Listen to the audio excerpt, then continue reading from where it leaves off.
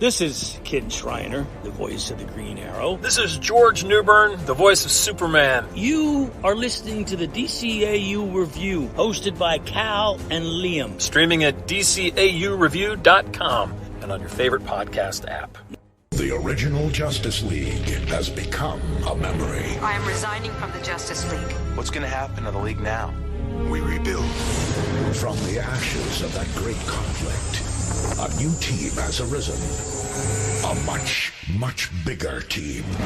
Each of you brings something different to the table. Old friends, new heroes. And as usual, plenty of bad guys jumping up to get beat down. Calm down, and I'll let you go. How about you kiss my ass? Watch out, evildoers. There's nowhere to run. Because this year, they're all around you. The League is unlimited. An all-new original series, starring every superhero worth cheering for. And then some. Justice League Unlimited. Where am I exactly? Among friends. There's strength in numbers. Welcome, everybody, to episode 276 of the DCAU Review. I am one of your hosts, Cal. With me, my good friend, good brother, the man that runs our social media accounts. It's Liam. Liam, we are turning the calendar page and starting a new month after spending an entire month celebrating writer Len Yulee with a month of static episodes that he was responsible for penning. We are turning the page, and we are headed back to talk a little bit about Justice League Unlimited, which ends up being some of our most listened to episodes, most popular amongst listeners. And man, we left things off with a cliffhanger, and we hit the ground running, picking right back up where we left off. That's right. We ended on something of a cliffhanger last time. We were reviewing Justice League Unlimited, and here we are picking up that thread with the episode entitled Flashpoint. Not the one you're thinking of, though. Not the movie of the same name, not the comic book storyline of the same name, and not the loosely based script for what the Flash movie reportedly was just based on. Also, no, this is its own thing and has very little to do with with the Flash at all. He is in the episode, though. But yes, we will get into breaking down this week's episode, which originally aired here in the States on the Cartoon Network on July the 2nd, 2005, meaning we just recently passed the 18-year anniversary of this episode's debut. And before we get into our breakdown of our four categories of plot, animation and visuals, music, and voice acting, we will, of course, get to this week's official Internet Movie Database, the IMDb synopsis for this week's episode, which is brought to you by the Pod Tower. If you're looking for fun and entertaining DC animated themed podcasts, do we have a YouTube channel for you? Head on over right now to youtube.com/thepodtower and subscribe. And you'll not only get the entire Tim Talk catalog, which covers every single episode of the DCAU. You also get a great podcast brought to you by the Watchtower database and the fine folks over there, as they are currently going through the DCAU in air date order. So they are currently reviewing Superman with their Jump on the Bat-Wagon podcast. And then, of course, there's a little podcast called the DCAU Review, which is also on that podcast channel and features its entire catalog as well, all in one convenient space for your listening enjoyment. That's youtube.com/thepodtower. Head over today and subscribe. That's right. So this is the synopsis for Flashpoint, which was written by Dwayne McDuffie, directed by Joaquin De Santos, with music by the Dynamic Music Partners, and animation by DR Movie Co. And that synopsis reads as such. Lex Luthor executes his masterstroke to eliminate Project Cadmus and frame the Justice League. I like the use of the term masterstroke. That's going outside there. It leaves a little bit to be desired. I think you're left wanting a little bit more, because there is a little bit more in depth there. But I'd give it a solid. I think I give it a C plus or a B minus. Yeah, it gets the job done. For sure. Yeah, and so as mentioned, we kick things off just right literally where we left it off at the end of the previous episode, Question Authority. Of course, it was Superman and the Huntress had broken into Cadmus headquarters in order to rescue the Question, who was being tortured there following his stealing several classified documents from Cadmus. And they were confronted by none other than Captain Atom, who has defected, so to speak, and joined up with Cadmus. He was called back into service by General Eiling, as we saw in that previous episode. And the fight is on. We'll certainly have more to talk about in visuals with that, but Superman, Captain Atom going toe to toe. Captain Atom using a version of red sun energy or radiation to try to weaken Superman in their fight, while Huntress slowly but surely sort of drags the Question out of the facility. Superman handing her his comlink, and she's able to get outside and call in Jean to teleport her and Question out of danger. While Superman, after a long, brutal fight with Captain Atom, finally defeats him. But as the Cadmus medical staff rushes in to try to aid Captain Atom, Superman won't even allow them to touch him, and he takes him up and insists that he's still part of the Justice League even after this fight. And so from there, we spend a lot of the rest of this episode up at the Watchtower, as we see Question is having a little bit of trouble breathing in his hospital bay, in the med bay, in the Watchtower, and we get a face reveal here. This is big. We get a big deal. It's like when one of those like AI VTubers puts their face on camera for the first time, but with a weird libertarian right wing superhero. I don't know. I lost the thread there, but it's there.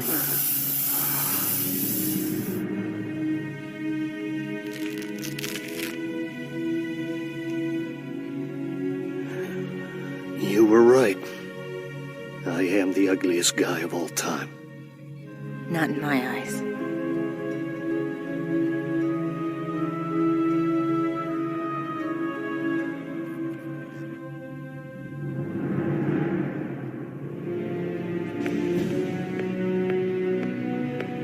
What happened? Cadmus turned him against us. No way. He'd never do that. But he did. And so did Professor Hamilton. Hamilton's working for Cadmus. He's probably the one who cloned me. Why? He was afraid of us. I'm sorry, Kara. Don't be. Just tell me when we're gonna go and shut them down. One stop first. Wait here. What's going on? You got it. But yes, after the aid of his aerosol spray to remove the mask and undye his hair, as we find out, we get Question just completely wrecked, swollen and beaten all to hell, and they do a little callback to the Double Date episode where the Huntress claims that he must cover his face like that because he's the ugliest guy of all time, and he responds that she was right, and she doesn't quite see it that way, and they have a very nice, sweet moment furthering that romance along. And as we see that, we see Supergirl kind of watching over them from outside in the hallway, and it's time for her and Superman to have a little heart to heart, and it's here we get the official stated reveal that I guess it was technically in the previous episode, but that it was in fact Professor Hamilton who stole Kara's DNA and cloned her all those months ago when Galatea first appeared, and that he has joined Cadmus because they're afraid of them. And so Superman heads off to the what do they call the main thing in the Watchtower that John stands at? What is that? Is it like the eagle's nest? Is it? Yeah. Like, yeah, I don't know. It's kind of like that. It's just like the main watch point, right? Whatever you call it. The deck. John's is it the deck? The deck, yeah, because it's like a ship, right? Yeah, so, yeah.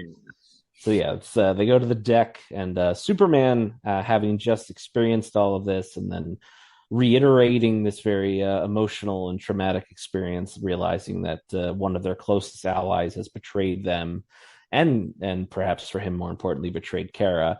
He heads to the bridge or the deck or whatever it is, and he wants some answers from Jean on what they should do next.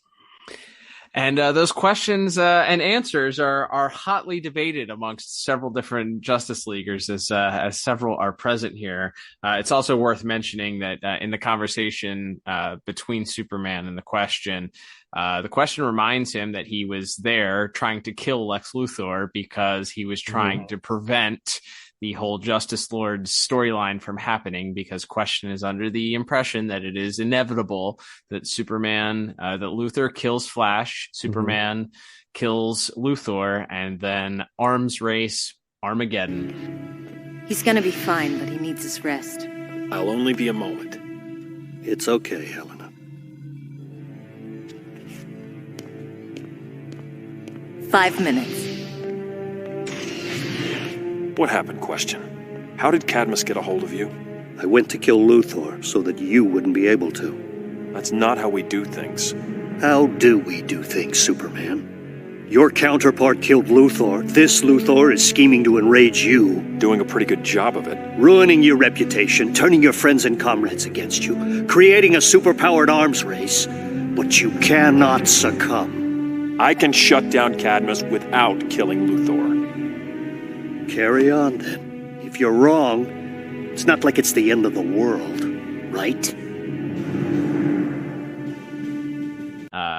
He does his best also to remind him that Cadmus has continually been bringing out Superman's darker side, so to speak, and being able to get his goat a little bit. So as this conversation and debate is happening between Jean and Superman makes it very clear he wants to act without thinking and head down there and kind of fire a shot back at them, pun intended, as we'll see here, and kind of let them know that the Justice League won't stand for this. Jean makes it very clear that he knows that Superman knows better, because he's not just going and doing it, he's talking about it, and they can't do that. They can't act outside of the law in that way. And this brings in Green Arrow and the Flash to kind of offer their own opinions, because the Green Arrow talks about what their role as superheroes and the people that hold the most power, what their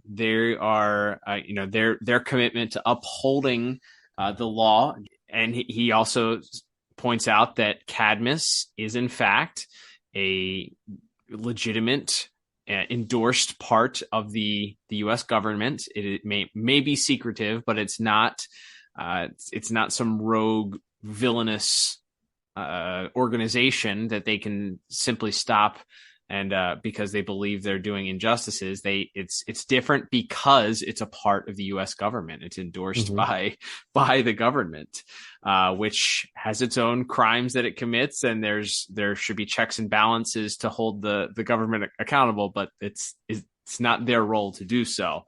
And he also points out that as one of the few members of the Justice League that doesn't have superpowers, that they have a right to fear the Justice League. We can't let Cadmus get away with it. No one's saying we should, but we have to keep a cool head. Do you know what they did to me? Look, kid.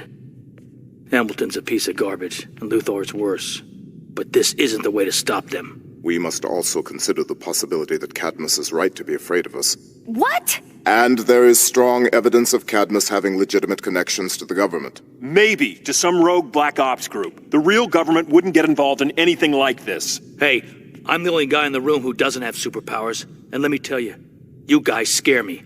What if you do decide to go marching down there, taking care of whoever you think is guilty? Who could stop you? Me? So you want the government to have a bunch of superhuman weapons just to keep us in check? No. I don't know. Yeah. Look, I'm an old lefty. The government must do for people what people can't do for themselves. The people sure can't protect themselves from the likes of us. We're not talking about the government. We're talking about a shadow cabinet that's taken it upon themselves to eliminate us. They came after us. We have to hit them back hard. Grammy Flash always used to say the trouble with an eye for an eye is that everybody ends up blind.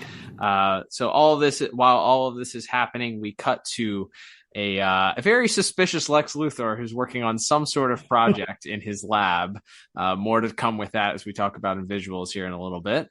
But he gets a call from Amanda Waller, who is speaking directly to him about the fact that Superman broke out the question, has a lot of information. They were able to get linking Luthor to Cadmus, and that Luthor could soon be implicated with some maybe nefarious type things that he's been involved in. And if he is implicated, that Cadmus won't hesitate to serve him up as a sacrificial lamb, distancing themselves from him. Luthor mentions that he has the pardon from the president, but Waller makes sure that he understands that that only covers past crimes and not new crimes. But Luthor, again, too busy buried in his work, mentions that he has far bigger fish to fry and has something else. Believes the Justice League will soon be worried about something else. So then we cut back to the Watchtower, back to the bridge, and the Watchtower. Our heroes are still debating kind of what the next steps are. And wouldn't you know it, out of the blue, Luthor, by the way, ended his scene by going to a computer and pressing enter, and a countdown began starting. Before we cut back to the Watchtower, by the way, the Watchtower, as the arguing is continuing, suddenly the lights dim and the computer announces that the binary fusion cannon is preparing to fire. Well, that would be inconvenient, but I wouldn't worry about the Justice League quite yet. They have problems of their own. Goodbye, Mrs. Waller.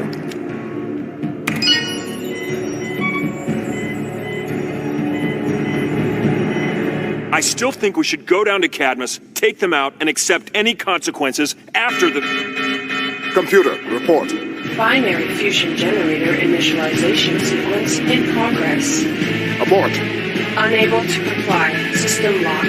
Override. Command Authority 004. System Administrator John Jones recognized. Unable to comply. All hands prepare for binary fusion discharge. This is not a drill.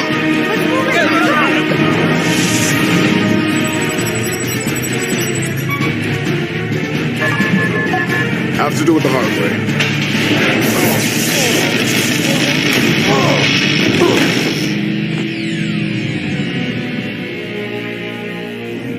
Rerouting binary fusion control. Bypassing circuit break.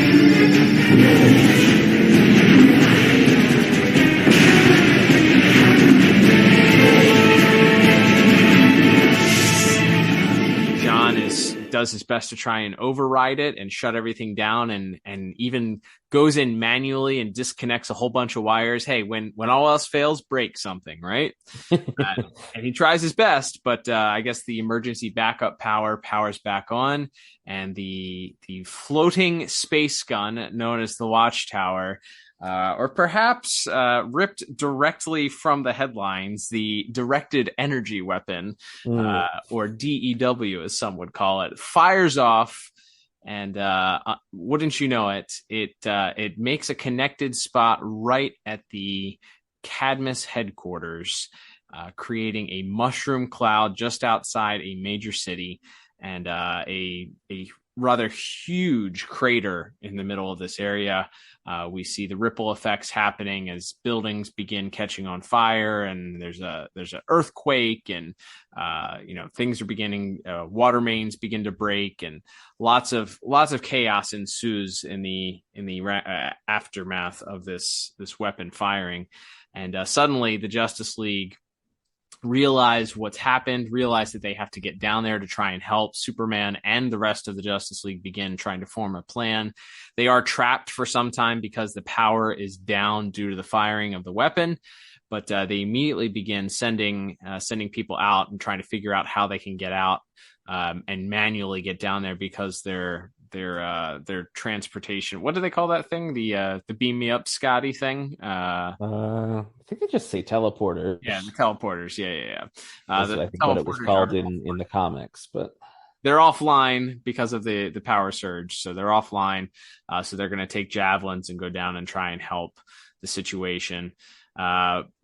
Superman, by the way, did try and prevent the cannon, did everything he could to try and prevent the cannon from firing at the last second, but was actually hit by the cannon himself and had to be rescued by Dr. Light shortly thereafter. But back on the watchtower, the phone rings, and it's from a very specific singular phone, and that's never a good sign in whatever movie or television show you're watching. If it's got its own dedicated handheld line, it's probably very important. And the next call between John and the person on the other line is not a friendly one. That's right. We hear from the President of the United States is now a character on this show. Mr. President. Come on. You too, Arrow. Mr. President, I know this looks bad. Is that supposed to be some kind of Martian humor? No, sir. I need some answers, Jean. Why exactly did the Justice League destroy a high-security R&D facility? All appearances to the contrary, the Justice League did not fire the binary fusion weapon. Sure looked that way from down here. It was activated remotely by person or persons unknown. I'd like to believe you, Jean. We've never given you any reason to doubt our words, sir. Even so, I've repeatedly expressed my strongest disapproval of you guys having that space cannon floating over everybody's head. If we'd had it during the Thanagarian invasion, we might have avoided a great deal of suffering. We don't intend to be caught unprepared a second time. I don't want to have this argument again. You're not holding a strong hand right now anyway. My people are investigating this incident. You guys have saved the world more times than I've shot under par, so we give you a lot of slack. But if it turns out you are responsible, the full weight of the United States government is coming down on you. Got it? Understood. Thank you, Mr. President. The ambiguous 43rd, I guess it would have been president. Maybe. Yeah. So he's immediately questioning why exactly the Watchtower's gun was just discharged on this high security facility. And Jean tries to assure him that there's an explanation that they were hijacked by person or persons unknown, and the president sort of acquiesces. He says that he wants to believe them because of how often they've saved the world, but he does bring up the fact that the U.S. government has repeatedly questioned that this gun existing at all, and that it's one of those things. And we thought that'll become a theme a little bit later in the episode. But that if the gun had not been there, no one could have fired it, sort of thing. And John's comeback is a pretty decent one, and that if they had it during the Thanagarian invasion, that perhaps things could have gone differently. It wouldn't have been such a dire situation then. So they come to a sort of a stalemate, with the president saying that the government will be investigating, and that if anything is untoward in that investigation, that the full weight of the U.S. government will be coming down on the Justice League. And obviously they right after that, we get a cut to the president and sort of some generic advisors, just all yelling that it's about different things he should or shouldn't be doing. And his phone rings again, and this time it's or actually it's the first time his phone rang, because he called the other time. But his phone rings, and he realizes that it's a call from none other than Amanda Waller, who informs them that they had after Superman had broken in, they had decided to move the facility so that the Justice League ended up firing on an empty building, and but not for lack of trying. It appears that there were no casualties as a result of this cannon. So the president is still not sure. Amanda Waller is very much ready to take action, wants to strike back. It's funny how we'll get to the parallels at the end here, but just little things that I never I didn't pick up on this as a teenager, I guess, when I watched it, what I was seeing here. But very similarly to the conversation we just heard the Justice League, the good guys have. We are now hearing a very similar conversation between Waller and the president. Waller assuring the president that they need to go. Cadmus is their only option. It's time to go to war, for lack of a better term, with the Justice League. But the president told her to hold off for now, and that he is weighing his options. And in the aftermath, we see Superman still unconscious out in space. Dr. Light, not that one, the female one, brings him back into the Watchtower as the Flash, along with Green Arrow and some others, decide they're going to go down to Earth and help in the disaster relief. And as they're leaving, it's just clear that things are dire, and the Justice League is scrambling to try to restore everything, as mentioned, and kind of looking over the wreckage as the javelins flying in. Green Arrow once again lamenting the fact that this is their fault to an extent, and the Flash tries to push back on that, but once again that same issue is risen again, that if this weapon didn't exist, no one could have used it. And so they do have some culpability as a result of that. So as they go to the ground, as mentioned, we get a montage of the Justice League helping people and saving people from disasters. Some fun little cameos that we could talk about from Justice Leaguers we probably saw in the background of like the first episode, but haven't really seen in action yet. Yep. Like Booster Gold and Gypsy and Vibe getting some shine here. So some fun little bits here we'll talk about in visuals maybe a little bit more. But in the aftermath of that, we see the Flash run and find there's a child crying because she's lost her cat, and a father's trying to console her. So he finds the cat and brings it to her and shakes the dad's hand and tells her that the dad tells the Flash that they're proud to have these heroes here, and they're so thankful for the help. And the Flash tries to kind of accept that thanks, but then a paramedic sort of speaks up and tells them, kind of reads them the riot act. It's a rotten situation. I'm glad we could lend a hand. If you care so much, why did you shoot at us in the first place? We did. What do you mean? First they shoot at us, then they come help us. It's not that simple, buddy. I heard it was an industrial accident. Are you saying you did shoot at us? Well, I saw it. A big laser beam from the sky, just like the one you guys used to shoot those alien spiders in Nevada a few months ago. It was an accident. Well, that makes me feel a lot better. All right, let's calm down. We'd never do anything to hurt you. You have to trust us. Those ships will move you to a temporary shelter. It's safer. I'll take my chances. I'm not sure what I'm doing here anymore. People need us. We help them. I mean, a lot of this, as we've talked about, is direct parallel to various U.S. foreign policies over the years. But here is civilians in the aftermath of a drone strike. Saying,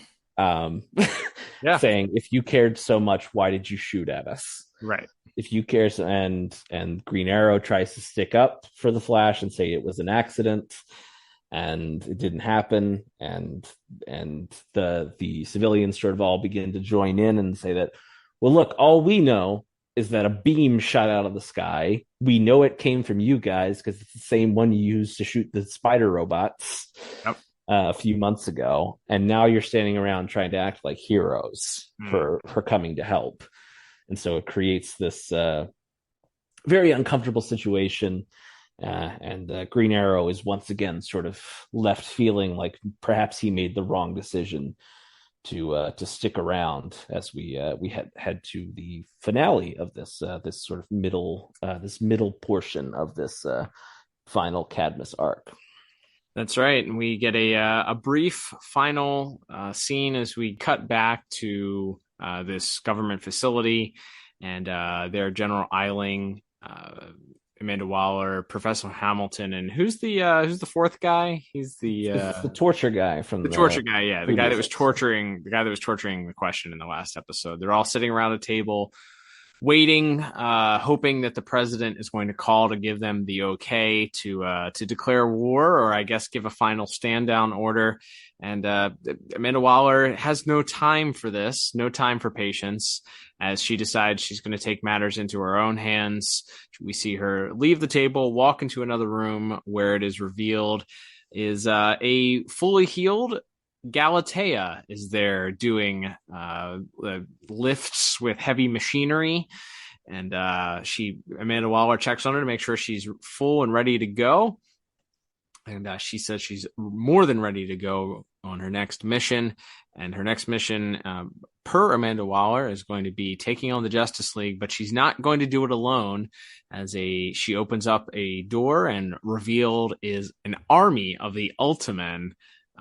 Various different versions of that Super Friends homage from a couple of episodes back, but it's just hundreds of them, hundreds and hundreds and hundreds of these groups of Ultimen ready to go and support Galatea as her soldiers, and that is where this this episode comes to a close, leaving us with another bit of a cliffhanger there. But don't worry, Justice League fans, we'll be back next week with more. So a fun one indeed. Liam, this one sandwiched in. It's interesting, kind of following up, I'd say, as we get into our plot scores here. Mm-hmm. Following up, it's been several months since we've reviewed this. I loved that they had the recap at the beginning, just in case you missed it, mm-hmm. Showing that these episodes really are connected, and it's important and integral to kind of follow along and not miss one of these. But it catches you up real quick. You pick right back up in the middle of this.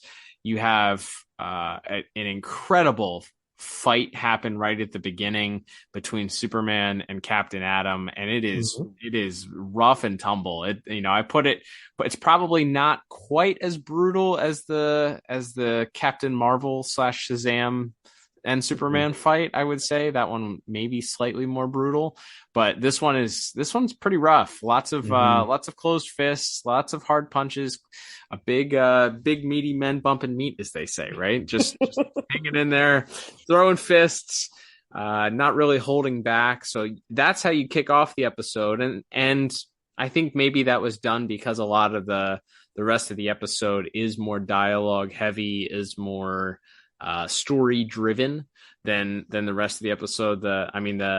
The tension comes from what's happening with the cannon. Can they shut the cannon down in time? Mm-hmm. And then we get the tension sort of raise again at the end as we get the reveal of Galatea and her army that's going to go fight the Justice League. But you do have a lot of downbeats in between those spots, so you really kind of have to drive things home with this plot. And as we talked about the last month that we did Justice League Unlimited reviews, these episodes that the late great Dwayne McDuffie wrote stand up today. They're so layered. They're so just entertaining. I don't know how long it's been since I've seen this episode before we watched it today. It's been some time though, but just looking at the different topics and the things that are touched on, and we get the position of Green Arrow as as he calls himself, an old lefty, like mm-hmm. his position and opinion of what the government should be and what it does, why that kind of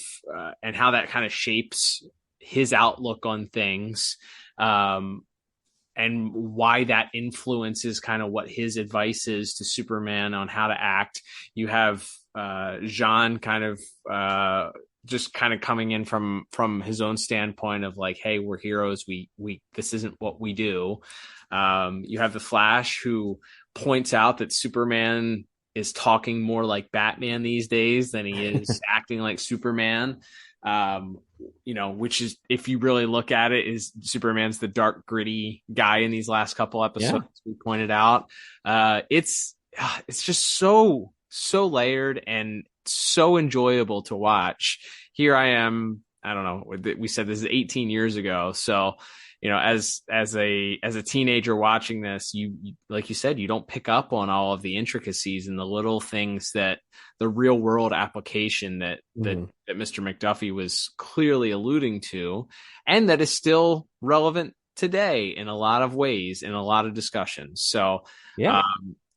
It's something like that that is timeless in so many ways, that still applies today, that you can look at, you can enjoy, that is so layered. Man, I'm kind of speechless on how to how to talk about this. Yeah, I mean it's funny because obviously, as we have alluded to, touched on, this was written during the height of the war on terror, the Bush White House and things like that. But to your point, that's the government's role, U.S. imperialism, overreaching, government overreach, arms races. These are not exclusive to one era of U.S. or world history, and these are still themes and struggles that we as real people deal with in the real world every day. And so to see that put through a superheroic lens like this is really fascinating. And to have the good guys, and it's also, as we see in that little debate, it's like Green Arrow's point is not unfounded, right? That if there was an evil Justice League that showed up, which there already has been, they already, like, an evil Justice League already came into this universe once. Who's going to stop them and somebody's got to. Right. So, and on the other hand, you have Supergirl in that discussion. She's been literally and figuratively violated by this government agency that's supposed to be protecting people. She wasn't protected. Right. She didn't turn evil. She was trying to save the world when Superman turned evil, if you remember. Right. Yep. And as a result, her reward was getting her DNA stolen and turned into a clone that tried to kill her. Like, that's not her fault. Like, none of that was her fault, but now she's been made a victim of this.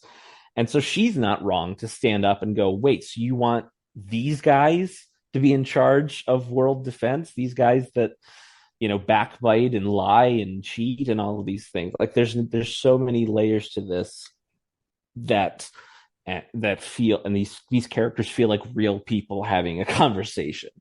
Yeah. Like, yes, they're all wearing spandex and have bright primary colors on, but they just feel like real people discussing a real issue. It just happens to be, in that world, it's less about drone strikes and military interventionism, and it's more about superheroes and space lasers. Right.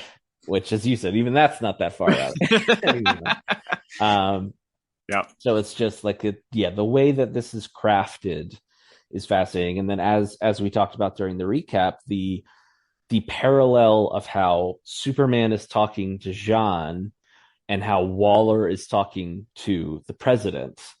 And they're both saying, we don't have time to think. We don't have time to do this the right way. Right. We got to act now. They're the enemy. We've got to stop them right now. They came at us. We got to hit them back hard. I want to say that's like a direct line that either like Donald Rumsfeld or someone said that in the Bush White House. Like that's directly ripped from the headlines dialogue said by Superman. Yep. Like it's very powerful, and to see that played off of each other, where the lines are very blurred and there isn't necessarily a black and white, a simple answer to this question. Absolutely. Is great. And I think that creates a story, and it does, by the end, we know because we've seen the show before, and because it's, at the end of the day, it is a superhero show for kids. Like, we know at the end of the day, Superman's not going to turn bad and murder the president. Right. But within this story, it allows you, even now coming back to it as an adult, and probably even more so in some ways, as we've just been discussing, to really get just invested in that conflict in a way that it's just fabulous. Like, it's just amazing the way that this was crafted, and the way that, like, I just keep coming back to like I said, the scene where they're all arguing in the watchtower, and nobody's wrong there. Right. Yeah. And you go back to the Doomsday Sanction, where Superman's like, all right, job well done, we did it, gang, and Batman is furious at him for we passed judgment, we sent someone to prison without we passed judgment without anyone else having a say so. Like, we are dangerous, they're right to be scared of us, right? Like this continuation. And I know there was some talk, which maybe we can talk later in the month when we get to those episodes, of maybe extending this storyline further beyond this season. And I think the idea was a lot of the non-superpowered characters were maybe going to break off and start their own team, like an Outsiders or something. So I'll be interested to see if it feels like those threads are going back for this rewatch, seeing if those threads are resolved in a way that makes sense, or if it feels more like they were dropped because they decided not to go that direction. But as it stands, this as like a middle piece, considering it's picking up one cliffhanger and then leaves us on another, it's still so compelling. Like, that 22 minutes, you talk about like maximizing your time. And still giving you some pretty compelling visuals and a big knockdown drag out superhero fight to start the episode. Like, this is amazing. Like, the pacing of this is tremendous. Yeah, I wholeheartedly agree with you. I think the thought that I kept coming back to, as you're kind of talking about describing this, is that it shows the grays of politics and military maneuvers and all of that you have, or opposing sides have, I guess, if you look at this, and both sides looking from their own perspective and thinking why they're right, how they're right, the actions that they have to take, why they have to take them, why they're justified in taking them, who's to blame for forcing the other one's hand. This is all relevant today. It's completely still relevant. So it plays in those grays. It shows you, it kind of holds that mirror back up. And I don't think, in comparison to like the modern day tropes of edgy superheroes or gritty superheroes or whatever, cliche you want to use, I feel like this doesn't, even though Superman is acting like Batman, it doesn't do it in a cliched way. It feels like he has a legitimate motivation in these moments to feel betrayed. He's betrayed by this person, Emil Hamilton, who he thought was his close friend. They're attacking people and kidnapping people on his team, even though that team feels justified for doing so because he's stolen government secrets from them. So they have a justification and they need to know what he knows. And then you have him being Superman being so furious over all of this, and the fact that not only did they do this, they recruited or seemingly forced Captain Atom back into active duty so that they could have somebody powerful enough to go up against Superman, to be a threat against Superman. So he's even more furious about that. The fact that he had to he comes to such blows that almost break Captain Atom's containment suit, which may have killed him. So he's forced into this. He feels like he's forced into this battle against Captain Atom that nearly killed his friend or somebody that was on his team. So there's so many different layers. So good. And as you mentioned, like the fact that it doesn't feel, the plot moved along. It doesn't feel like a filler episode. You picked up one thread. You're continuing the thread. You don't have a ton of actual visual fisticuffs in the episode, minus that first opening scene. The rest of it is very dialogue, very story driven as far as the tension is concerned. Tension is literally taken to the next level by people deciding whether or not they're going to go take action and fight somebody else. That's where our tension lies for the episode. It's written so incredibly well. The different scenes of interaction between the different superheroes and kind of the conjecture, as you said, the mirror between that and the government side of things, it's done just so well. I had no choice but to give plot a perfect 10 out of 10 for this episode. Yeah, yeah, same here. Like we said, it's just like I said, considering it's like I just said that it's you fit so much in the middle, keeping in mind that this is sandwiched. I mean, the Cadmus arc is obviously longer than these next few episodes, but if you just look at the through line from Question Authority to Divided We Fall, like that's such a it's just this one kind of continuous story. There aren't really any time jumps between that.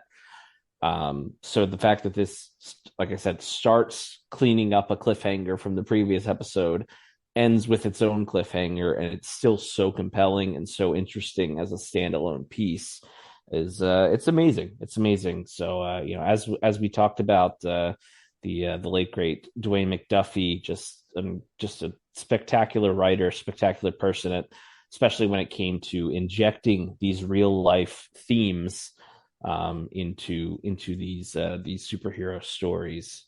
Just phenomenal.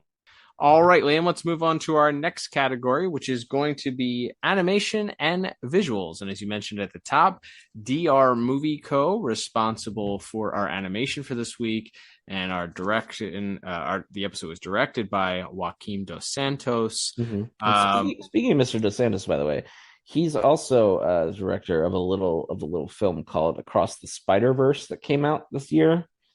No way.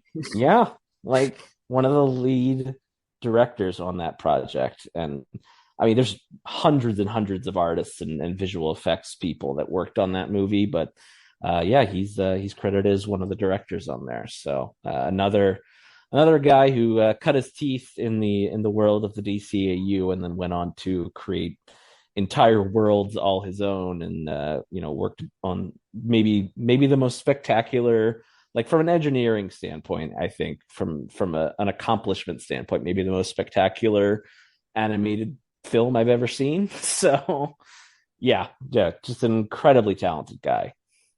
Yeah, he's done some great things. Obviously, I think maybe most memorably known for his fight sequences, as we'll talk about here.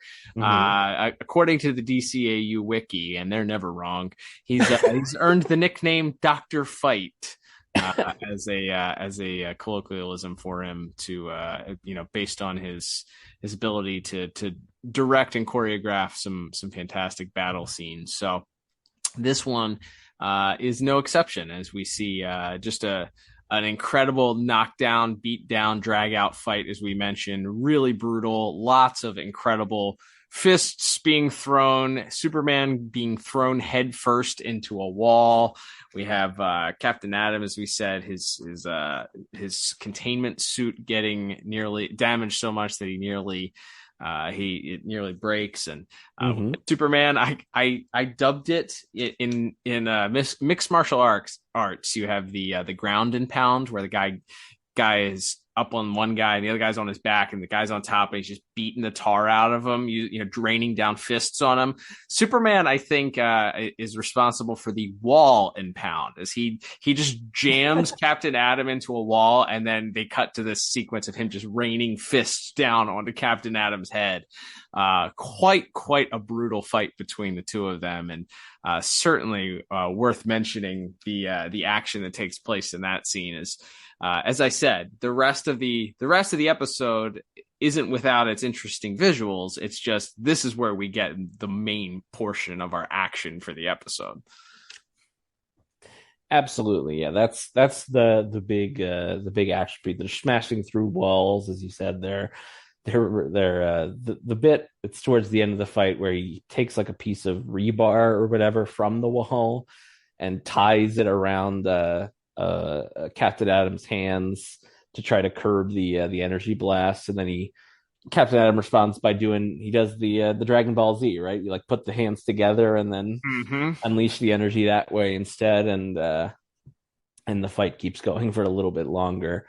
Yeah, the physical damage, considering maybe not as strict as the old Fox Kids days, but there's still rules about blood and such. So the lacerations and marks all over Captain Atom's suit is a good way to visualize the tough battle there as well. So yeah, that sequence is great. also takes his mask off, his face is just destroyed. Like, there are broken orbital bones and jaws, and a lot wrong with him. But talk about an MMA fight. Oh my goodness, yeah, yes, this guy is messed up. But I would be saying, I mean, we already talked about it in the plot, but the visual, like how loving Huntress and Question are in that scene in the hospital bed, yeah, I think is so nice. Like the way that like she grabs his hand, and then the way he kind of like sort of sheepishly looks away when she takes the mask off, and he says, you know, I'm the ugliest guy of all time, and she just kind of looks back at him with a really nice smile on her face. Like, it's just, yeah, like even like the smaller emotional beats of this episode, I think have an extra little flourish in them. And then as mentioned, the other big action, I guess, of the episode is we see, you know, first we see the beam go down and destroy the facility, and the big explosion in the crater. That looks fantastic. And then coming out of I guess what would have been the commercial break, we just see the start of these tremors, and we see, you know, kids at a playground and people walking in the street, you know, somebody eating lunch at a cafe, and then everything starts to rumble, and then the kind of the tremors begin, and the earthquake starts, and buildings begin to crash, and the car alarms are going off. Like, just the chaos of that sequence is really something as well.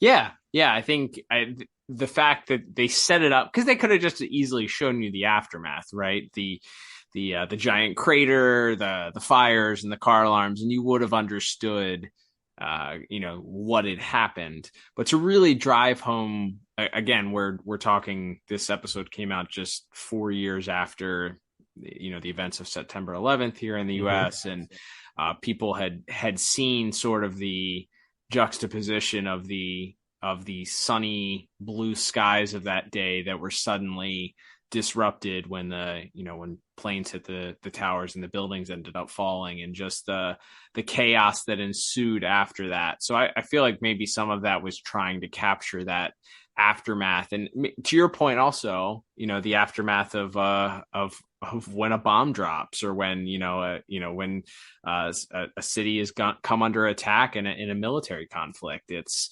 kind of giving you that same, hey, things are kind of just ordinary here, we're not expecting anything, and then out of nowhere life is just kind of flipped upside down. So the fact that you had the two mirror opposites of these sequences here, where at the beginning walking dogs and birds chirping and everything like that, and then after the beam hits and all this, the earthquakes happen, and the water mains are breaking, and the streets are coming undone, and bridges are collapsing, and the aftermath is this smoking giant crater in the ground.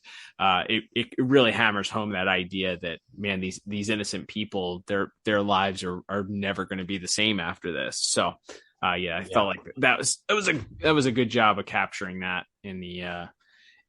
with those visuals. Also, I will say there were, I don't know if it's with DR Movie Co. or maybe whoever was storyboarding this episode, there were some weird choices as far as kind of like low angle shots that were kind of up people's chins and noses. We got a couple of those with Superman at times.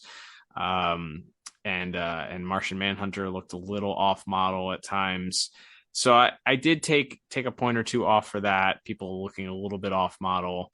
And kind of out of the ordinary. It was a little bit distracting, especially when you don't have a lot of visual action to kind of fill in the gaps here, when it is a lot of standing around and talking. And even some of the way that, like, when Green Arrow's giving his speech on the Watchtower, he's kind of like it almost looks like he's not making eye contact with the rest of the group. He's kind of like looking down. And I don't know if that was to communicate like a sort of shame in the responsibility that they have as the League, or, because it didn't feel like he should be shy in that moment. He's speaking up, like he's making his opinion known as the, one of the few members that doesn't have superpowers to share his opinion and thought. Not only that, but his opinion on what the role of the government should be and why they need to make sure that they're keeping the superheroes in check and all of this. So I don't know if that was intentional, if it was just again a weird storyboarding choice, but it kind of didn't feel like it fit what that character's speech was going for in that moment. So I felt, again, nitpicking a little bit here, but running through a couple of highlights that I did like. I love, of course, we know now, with the benefit of hindsight, what Lex Luthor is working on in that one scene. But there is a little Easter egg. If you look, did you catch the Easter egg? I don't know if I did. On the side of the machine that he's working on is the very familiar 3-dotted symbol. It's not connected, but it is the Brainiac symbol on the side of it. The dots are not connected, but they're in that 3-dot V shape or triangle shape, if you will. I missed that completely. Yeah, it's very subtle. It's there, but you know, I was like, man, is there anything here indicating? Yep, sure is. Right on the side there, kind of hiding in plain sight, is this little 3 dots. So, kind of giving you a little foreshadowing there. You gotta love that. The return of the Justice League spacesuits also. We hadn't seen those for a while. The classic Justice League spacesuits, I should say, not the newfangled ones that they did for the return. That's right. The Mazo. These are the gold and silver standard issue spacesuits, I guess. It's cool that they broke those back out. I liked seeing that. And there was also one final subtle moment. Speaking of little homages and maybe foreshadowing, this one definitely more of an homage. But the reveal of Galatea as she's doing her workouts, lifting up the heavy machinery over her head and doing deadlifts with them. She after she's done her workout and walking along with Amanda Waller, she pulls out a red towel that she drapes over her shoulder, kind of giving her that look of the classic Power Girl red cape that she models. It's just for a second, and it's a kind of a blink and you miss it thing. She doesn't actually wear it like a cape, but it does drape over her shoulder in a way that I was like, I don't think that was on accident. So, yeah. So, you know, I think this is a solid episode, not a lot of action to go off of. I did think some of the points of view and the camera angles were a little bit odd as far as why they went kind of low angle shots on some of the heroes. So I took a couple points off from that, but overall I ended up going with and mainly on the back of that opening fight, I went with a 7 out of 10. What about you? Yeah, I went just 1 point higher for 8 out of 10, just because I think that opening fight and then the scene in with the damage being done to the city, and then, like we said, this sort of homage of some of the lesser known Justice Leaguers out there saving lives, I thought was pretty spectacular. And then even some of the smaller moments, like, you know, it's kind of a theme, as we'll see in next week's episode as well, that Galatea maybe her bark's a little bigger than her bite. She's sort of in a fake it till you make it mode, and like she's trying to show off how powerful she is, and so she's lifting this gigantic weight machine with one arm. But then if you look, you just see her arm shaking just a little bit. Like it's just like one or two. It just twitches a little bit before she drops it, and it's just I don't just showing off that she likes to show off. She wants everyone to think she's in control, but maybe there's a little bit of a few cracks in the armor, so to speak. So I liked that. There's like I said, a lot of small visual things that I think add up here to a pretty strong score from both of us. There you go. Do we run down the full list of who was the extras there that didn't get? Let's do it. Yes. So we have not non-voiced appearances in this episode from Vixen, Vibe, Steel, Rocket Red, the Ray, Nemesis, Gypsy, Elongated Man, Dr. Light, Dove, Booster Gold, and the Atom. There you go. A nice list of background fillers there. Some people that had former speaking parts, but didn't quite. I mean, this is the Vibe. I mean, this is pre the Flash show. This is Vibe's like. This was his biggest mainstream moment here, outside of like the Justice League Detroit comics of the later 90s. Like they let him do something too. He was like picking up pieces of the bridge or something. So yeah, that the fact that they also, it wasn't just like them standing around, all of them are actually kind of moving and they get to kind of feature some of their powers is kind of cool. Yeah, Elongated Man making himself a slide for people to slide down where the firefighters are waiting was neat. Was a neat touch. And yeah, we see Booster flying in and out of buildings. I'm not familiar with Gypsy. She's not really a character that's been around in our lifetimes, I feel. I think she might have also been on the Justice League Detroit, which like followed the international run in the 90s. But like I guess she can walk through walls because she does it in this episode. Yeah, it's according a cool to effect. According to the DCAU wiki, she never exhibited that power in the comics, so they may have just made up the power for the show. Sure. But I can neither confirm nor deny that. So any huge fans of this character whose name may or may not be canceled, I'm not sure. I've heard that recently. I don't think that's the term for. I don't think it's politically correct these days to refer to a particular group of people that way. But I think correct. I think this character's name is this. So we're just gonna stick with that. Correct. Please don't cancel us. Factually stating. That's right. The character's name, not endorsement. That's correct. All right, Liam, let's move on to our next category, which is going to be music, which is, of course, provided by the Dynamic Music Partners for this week. And hey, there were actually some pretty interesting notes that I had taken here for music, but I will see if any of them overlap with anything that you had written down. What did you have? I think the biggest part I had was as we just finished talking about that sequence where the Justice Leaguers are helping with the disaster relief. That sequence, there's sort of a montage. There's really not any dialogue, and there's really not even much in the way of sound effects. So it's pretty much just music, and it's everyone. It's very solemn as we're watching. Booster Gold go through a building and pick people up and take them down, and the people, like I said, sliding down Elongated Man and Vibe and Gypsy and Rocket Red and whoever else we see kind of just flying around. It's very somber. It's very solemn. We see the Flash running around as well, but they just kind of let the music and the visual language speak for it. There's not any dialogue. So I thought the music accompanying these, as you said, very much invoking real life disasters that had recently faced the world. The music adds a ton to that scene, I thought.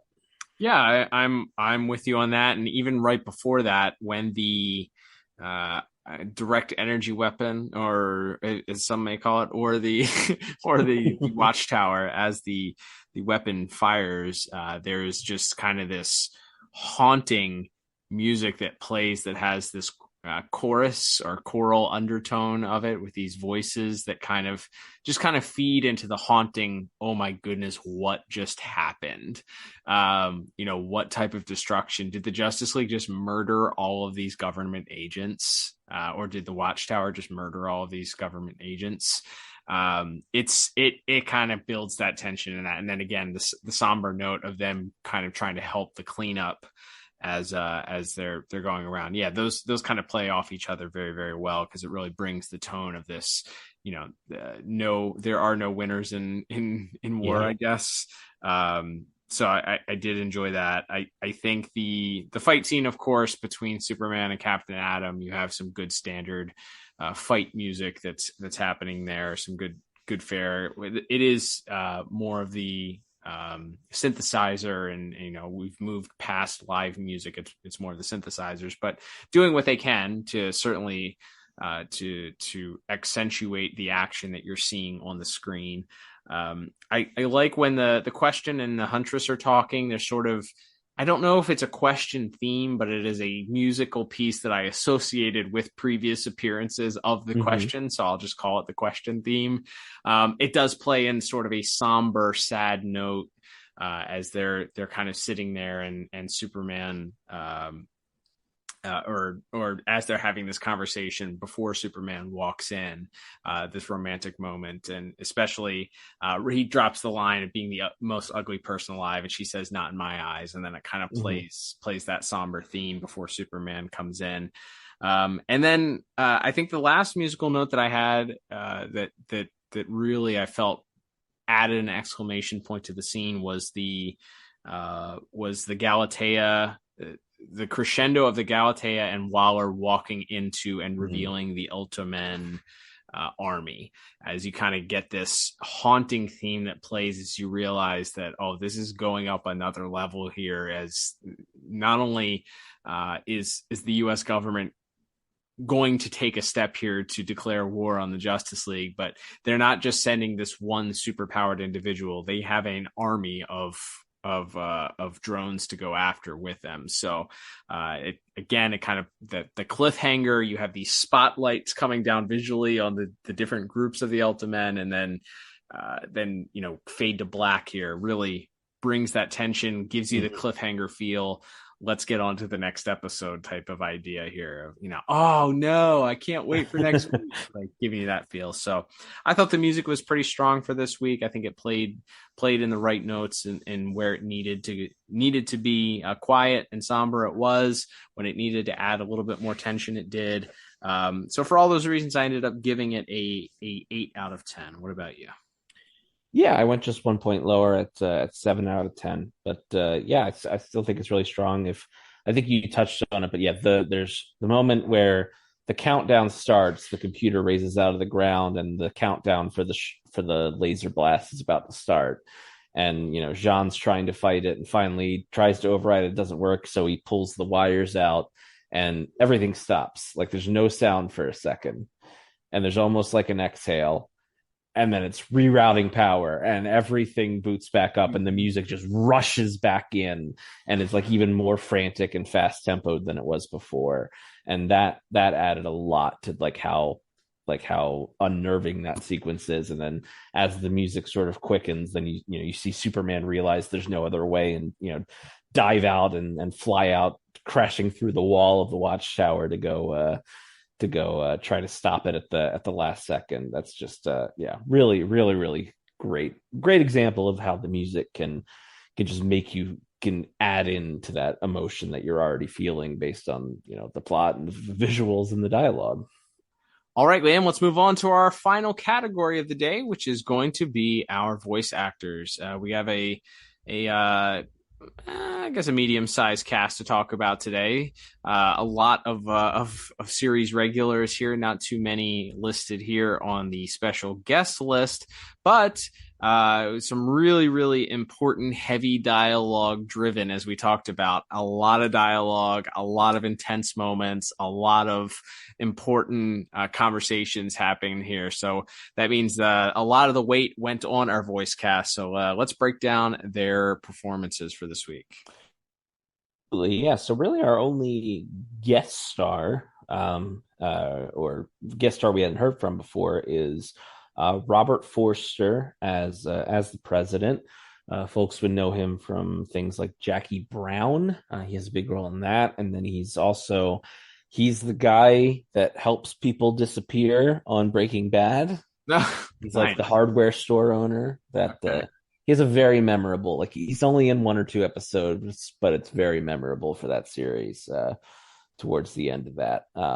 No longer with us, unfortunately, passed away a few years ago. But another character actor that you saw him, you'd know him, and he has a pretty recognizable voice too. But great gravitas as the president of a TV show president. Like if we didn't mention it, so much of this feels like if they weren't in superhero costumes, this is like an episode of The West Wing or something. Like it's very it's so dripping with that dramatic tension and all the dialogue. It feels very like Aaron Sorkin, network television drama, political drama. Like it's absolutely, and he's good in that way. And then we have, of course, our more frequent guest cast. We have Ken Schreiner as the Green Arrow. I'm just going to run them down fast, and then we can kind of talk about what stands out to us.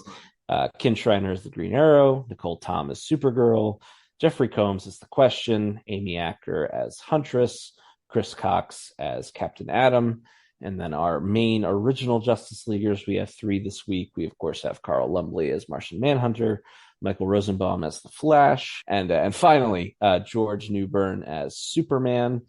So this, as you said, other than our opening fight scene, this is a lot of dialogue, a lot of it falling on the shoulders of George Newbern, Ken Schreiner, Carl Lumbly, and of course CCH Pounder as Amanda Waller, maybe being the heaviest lifters, but some big moments for, I think, Nicole Thomas Supergirl as well. Like, it's just a really well-rounded. Again, we talked about them maximizing their minutes from a plot standpoint. I feel like everybody who talks in this episode has something important to say, if that makes sense. No, you're absolutely right. I mean, even breaking down as some of the smaller pieces, the Michael Rosenbaum is the Flash. He has that one line talking to Superman about how he's acting like Batman. Like, that's a very memorable line. He doesn't have a ton to say. He also has the responsibility of trying to like defend the Justice League and try and prove to these people that they're not the bad guys. You have the great Ken Schreiner, who's, again, has this little kind of tiny speech that he gives about being his political stance and why he believes that the government has the right to do what they're doing.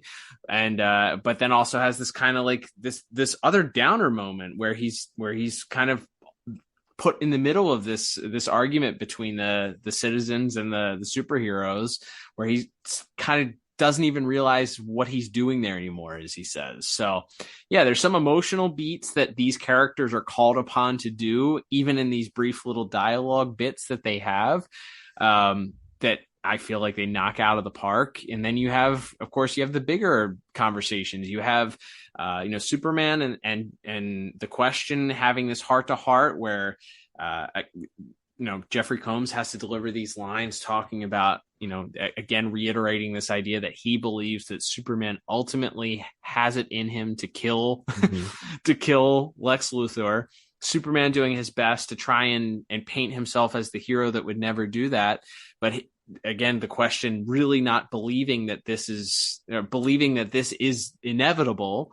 And I love the little line that he throws out at the end. It's, what's the difference? It's not like it's the end of the world. Am I right? He just he so coldly and callously says that to Superman as he's leaving, delivered with just perfect essence there. And you mentioned the Mr. Combs with Miss Acker as the Huntress, their continued, love story, kind of blossoming romance type of relationship there really felt warm. George Newbern playing off Carl Lumbly's Jean Jones, as he's furious, and Jean kind of has to play, bring him down to metaphorical earth in this case here. Like, hey, like we can't be up here. We can't act on our emotions. We have to be calm, cool, and collected, which of course every line that Carl Lumbly gave as Jean seemed to come off as that gentle, calm, peaceful character. So there's a lot of stuff. And then you have CCH Pounder working with Clancy Brown, and her lack of patience and her kind of seeing an opening here to kind of move forward with what she believes is as getting rid of this threat that she sees in the superheroes, and moving forward to eliminate the Justice League. Has that sinister beat to it, but also the bit of fear that she has in her voice when she's explaining to the president. It's all fantastic. I think everybody did a great job. And not last but not least, Nicole Tom as Supergirl, going through and kind of giving her opinion of what it feels like when she realizes that Emil Hamilton betrayed her. All of that done incredibly well. I didn't find anybody bad, wrong. I thought everybody was phenomenal this week, which is why I ended up giving voice acting also a perfect 10 out of 10. Yeah, same score for me. It's hard to argue with when you laid it out there. Yeah, again, like you said, even the smaller players, Michael Rosenbaum hitting that line at the end after Superman's hit his line about they came at us and we got to hit them back hard, and and he kind of throws out the old cliche of, the trouble with an eye for an eye is everybody ends up blind. Like, but it's such a perfect way to kind of cut through this sort of very macho reactionary talk that everybody has in that episode. And him and Green Arrow in different ways sort of being the voices of reason among this very sort of frustrated Superman. And Carl Lumbly, man, he's so, like, Jean is, and they kind of make that a storyline in the last season of Justice League, that he's kind of intentionally put himself on the back burner. But that scene where the president calls him, he's so good in that. Yeah. Like the way he's so, like, he's contrite and he's calm, and you can tell that this is tough for him, but he's also kind of trying to stand firm and say, if we'd had that gun when the Thanagarians invaded, we could have saved so many more lives and all this. Like he's sorry, but he's firm, and just God, he should have won an Emmy for Falcon and Winter Soldier. They nominated Don Cheadle for some reason, even though he was in one scene of that show. Anyway, I'm not over it. Yep, that's okay. But he's spectacular in this episode. This is a place for your soapbox to live. Don't worry. This is a place where I think it's safe for me to say that Carl Lumbly is a spectacular actor, and and deserves his flowers. Absolutely, right. You're absolutely right. And we have some more episodes coming up here where we will be able to sing more of his praises, and we'll take every opportunity that we get to do so, as we do with almost everybody here in the cast. So a reflected in both of our scores, another home run here from voice cast our voice caster Andrea Romano, with just knowing the right direction to give to people, and then pulling the talent out of the immense talent that all these people had to begin with. So way to go, everybody. Absolutely. All right, Liam, let's total up our scores now that we're wrapping the episode up.